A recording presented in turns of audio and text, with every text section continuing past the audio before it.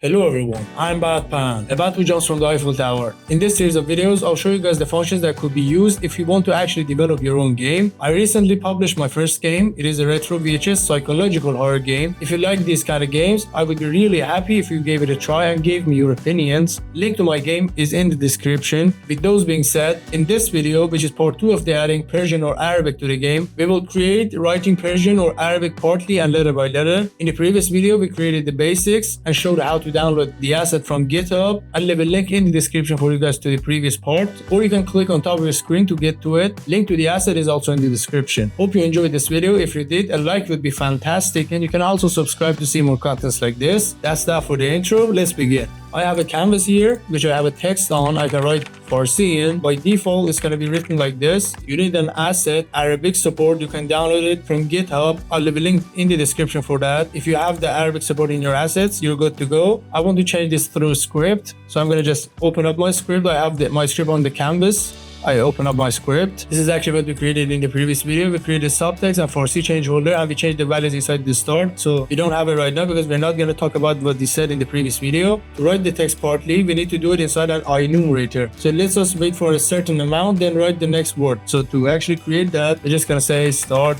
coroutine. I'm going to name it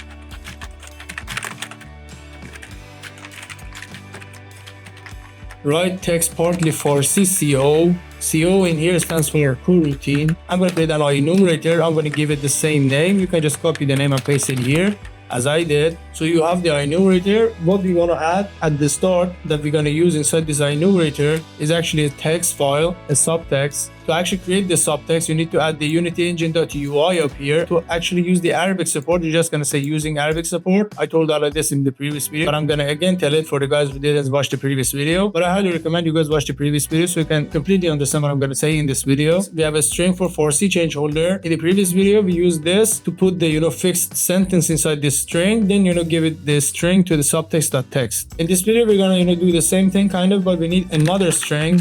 I'm going to call it holder. I'm going to explain to you guys in the following minutes what these are for. And we can actually add a float for the time it takes to write another letter, the next letter. I'm going to name it type text time. I'm going to make it equal to 0.05 f seconds. You can, change the value inside the code, or, change the value from outside the code. To actually change the value from outside the code, you're going to just add serialized field here and, don't give it as a value. You can just change the value from outside the code, but I'm going to, just give it from inside the code. It's easier for me this way. Okay, now in the enumerator, we're going to do this. It is actually pretty easy. We're just going to say comment Farsi up here so you guys know we're writing in Farsi. First, we're going to clear the Farsi change holder. Then we clear the holder and we clear the subtext. So anything we have from before, we clear that. So we're just going to say Farsi change holder equal to empty. Subtext.text is equal to empty. We make these two empty. Then we make the holder equal to our sentence, the sentence we want to write. So we reset everything first, then we give the value, then we go to the function. So what do we want to write? I'm just going to write, this is my sentence. To actually write that, we're just going to say for each character C in holder is actually this, the sentence we have.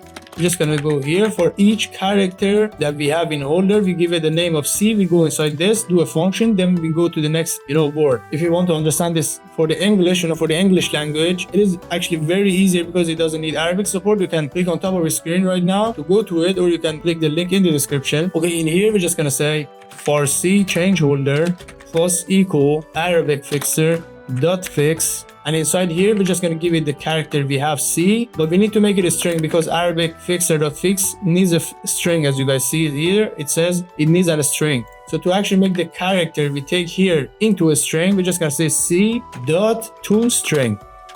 And then you give it a open and close parentheses. So it is actually here for C change holder plus equal Arabic fixer dot fix C dot to string. And after that, we're just going to create another string inside the for each, and it's going to be a temporary string that gets deleted for the next round of the for each. So we're just going to say string.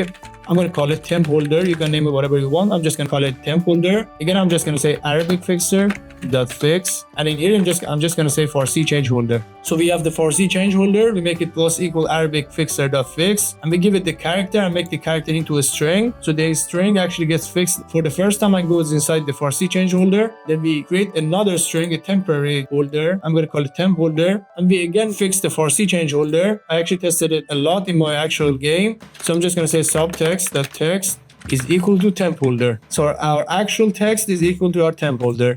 And then we just wait for an amount of time we want. We're just gonna say yield return new, wait for seconds. We want to wait for the type text time, the amount we gave up here. So this is actually it. This, we can test it out. After the testing, I want to give you guys more examples. As you guys see, it says salam man BatPan hastam. So this is actually it. This is the function. It wasn't very hard. I hope you guys understood that, but I'm gonna give you another example. So here I'm just gonna say it waits for another 1 second, then it changes the sentence. To actually write another sentence, you don't have to write all of this. You're just gonna select all of them. You can copy it by Control C or right click and go here, copy, and you can just Control V, paste here, or right click or paste it here. And the only thing you have to do is just change this value.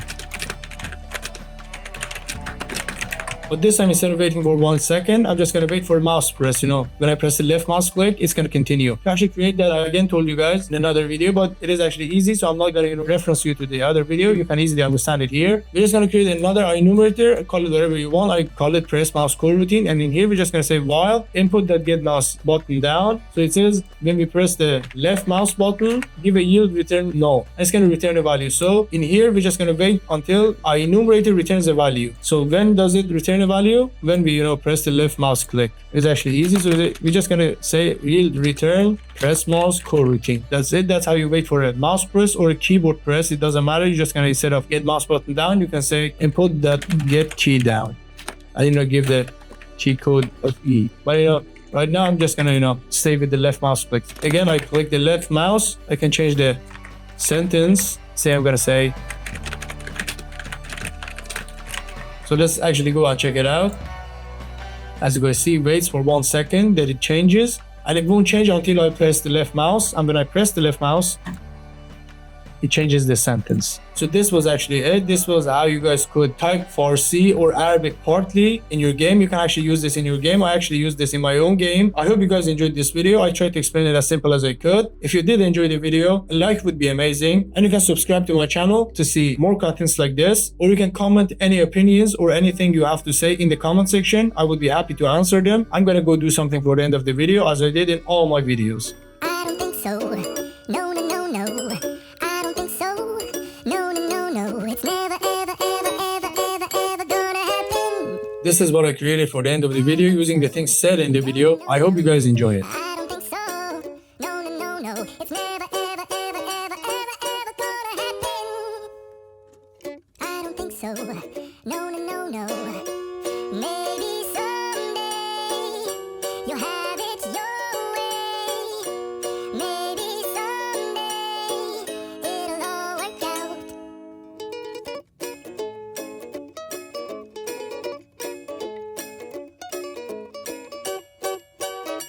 Thank you for watching, and I'll see you in the next video.